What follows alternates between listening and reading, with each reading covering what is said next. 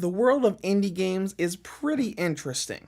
Many of these smaller titles come out and emulate the past in ways we could not have done back then.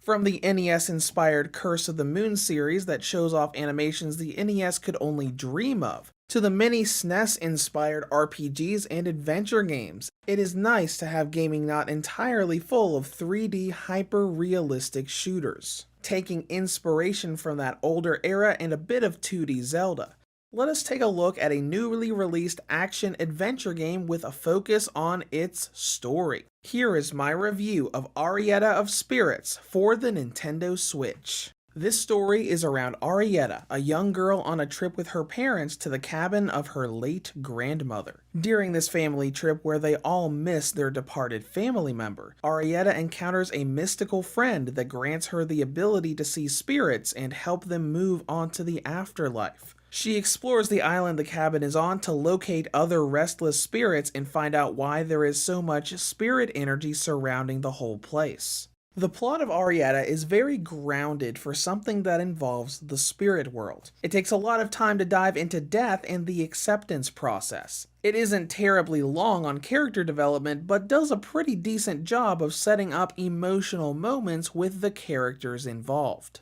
When it comes to gameplay, Arietta is a 2D top-down action-adventure game. As you play through it, you will be navigating maze-like dungeons and fighting enemies and bosses in hack-and-slash combat. The developers marketed this as a story-focused adventure, and as such, progress is pushed forward by the plot. There is a free-roam style to the game's map, though most paths will be blocked off with only story objectives being reachable until you gain items to be able to remove those roadblocks. This begins with taking the first day to explore while Arietta's father chops away at a fallen tree, but later turns into you creating and finding key items that will let you get rid of overgrown bushes and finding ladders to connect areas to the main path. This gives you a lot to do later on, as you do get a couple side missions during the adventure. Two of the NPCs ask you to find collectibles and items that you will find across the map. Some of these can be accessed as you progress the story, though some of them are only accessible once you get to the last day and the map is freely open. Speaking of things to do, the game rewards you for doing just about anything. It has an award system similar to achievements and trophies, letting you know what major things you have done by unlocking little award icons. Not only do you get these for story progression, but side missions and optional ways you can interact with the world, both good and bad. It'll even give you a trophy if you are a complete monster and go out of your way to kill a harmless butterfly.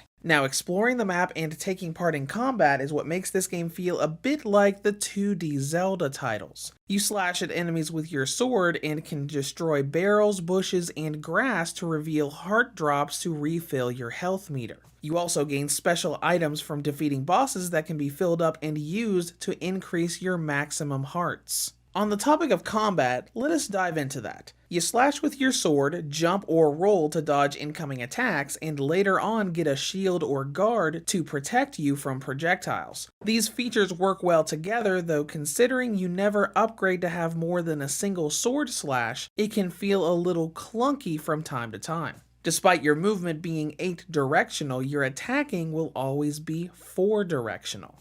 But the way you approach the boss battles really helps with this limitation. Instead of going up to a boss's weak point and rapid fire slashing it with a flashy combo, you wait for an opening, hit the boss once, and then go through another battle cycle before doing it again. This works really well and makes the single strike limitation seem less clunky. Now, all of this comes together for a cute and charming yet short adventure. The game has pretty quick pacing, and I was surprised at how soon it ended. I played on the normal difficulty and got one of the two major side missions done by the time I got to the final boss, and managed to beat the game in just under 4 hours. It was remarkably short, though beating it does allow you to create an endgame save file to replay the last day and finish up the other side missions. Next, we move on to presentation, and the game looks pretty good. It has the SNES style pixel art to it, though it is pretty modernized and smooth. Performance is good as well. I never had any problems with frames dropping. The only hindrance I found was a glitch that happened from time to time with jumping into certain walls and objects that make you get stuck and unable to move. Thankfully, the game auto-saves when you enter every room, so the few times this happened, I just restarted from that checkpoint and only had to redo a few seconds of gameplay.